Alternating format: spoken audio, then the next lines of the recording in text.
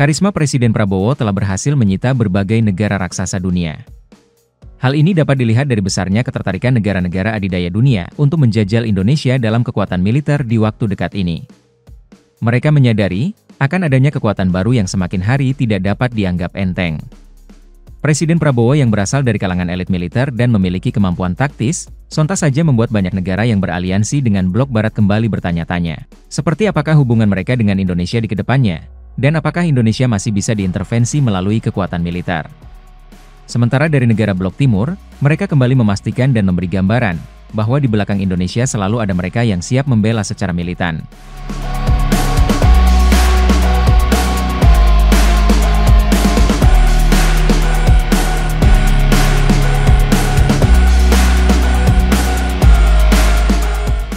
Baru-baru ini Indonesia mengadakan latihan gabungan Angkatan Laut bersama Rusia.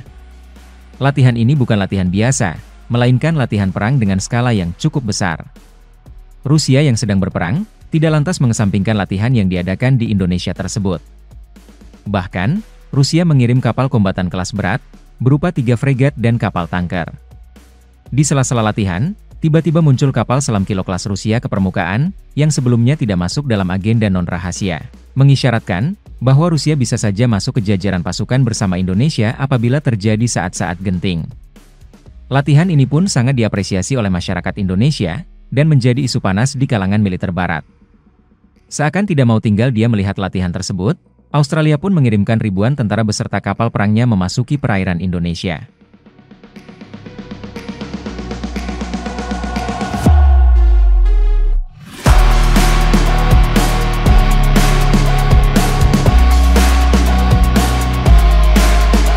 Kegiatan ini bukan bermaksud untuk berperang, akan tetapi bagian dari latihan puncak Kris Woomera yang diadakan oleh tentara Indonesia dan Australia.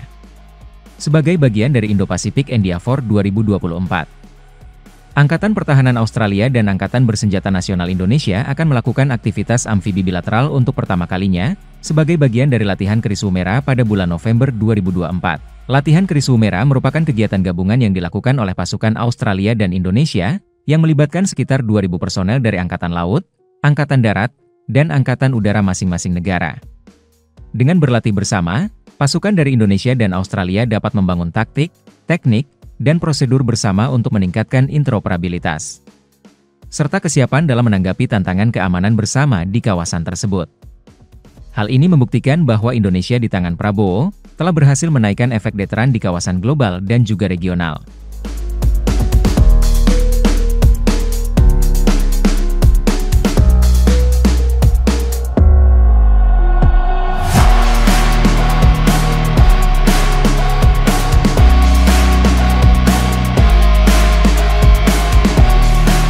Sementara itu, negara adidaya China juga tidak mau ketinggalan. Usai kapal Coast Guard-nya diusir secara paksa oleh Bakamla Indonesia di Natuna, China diundang oleh Indonesia untuk bertemu. Namun kali ini bukan di perairan, akan tetapi di daratan untuk berdiskusi. China pun tidak berpaling wajah dan menerima undangan tersebut. Pertemuan yang dimaksud akan membahas tentang batas teritori, juga kemungkinan kerjasama dalam melakukan patroli. Hal ini cukup janggal, karena China mau menerima undangan tersebut, apalagi pasca insiden pengusiran paksa oleh Indonesia. Di lain sisi, semua pasti ada hubungannya dengan Presiden Prabowo yang sedang dalam kunjungannya ke China. Negara panda tersebut tentu tidak mau ketinggalan dalam menjalin kerjasama militer dengan Indonesia. Walaupun terkadang berseberangan, namun kedua negara memiliki pandangan yang nyaris sama, dan hubungan sangat erat di banyak bidang yang saling berkepentingan. Apalagi sempat terdengar isu dari banyak negara yang bersengketa, bahwa ketegangan Indonesia dan Cina di Laut Natuna hanya drama yang dibuat-buat, guna membentengi kepentingan Barat di kawasan vital tersebut.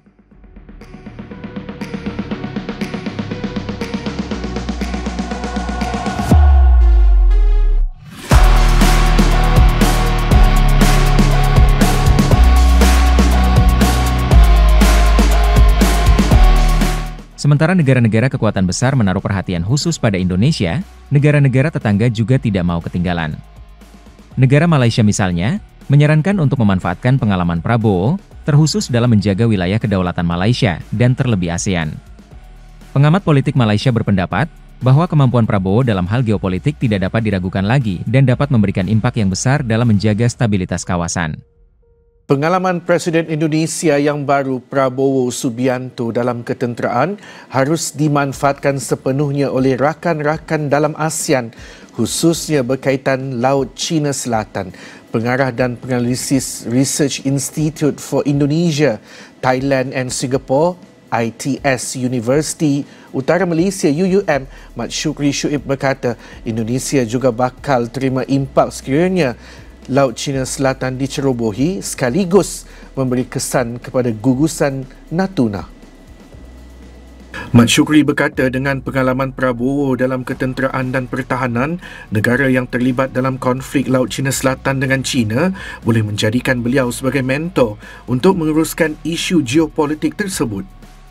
Dan akhirnya hari ini Indonesia merupakan satu sebahagian daripada negara yang menjadi benteng untuk pertahanan di Laut Cina Selatan itu sendiri, dan kita melihat bahawa bagaimana respon Indonesia juga terhadap isu pertembungan antara secara kolektifnya. Kalau kita lihat Vietnam, Filipina, Malaysia, Brunei dan juga Indonesia terlibat sudah pastinya dengan isu untuk menjaga kedaulatan dan juga memastikan supaya kawasan ekonomi eksklusif yang kita teroka selama ini di kalangan negara-negara ASEAN itu sendiri, sebetulnya kita nak berhadapan dengan kemarahan China, Filipina, Vietnam, Brunei, Malaysia dan juga Indonesia itu sendiri boleh menubuhkan satu task force selain daripada ASEAN tu, satu task force berasingan daripada ASEAN supaya dia menjadi satu meja rundingan untuk membolehkan apa plan tindakan yang boleh dilakukan oleh negara-negara ASEAN yang mempunyai sempadan dan kepentingan berpotensi tinggi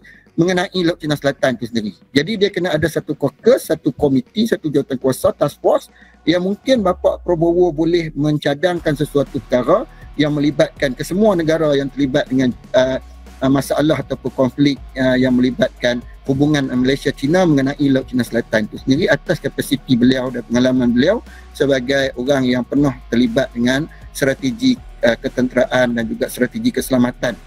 Belum genap 1 bulan menjabat Presiden Indonesia, Prabowo sudah melakukan banyak gebrakan, baik di dalam maupun di luar negeri.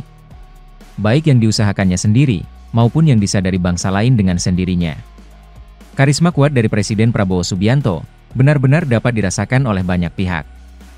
Menepis keraguan akan kemudi bangsa Indonesia selepas Presiden Jokowi.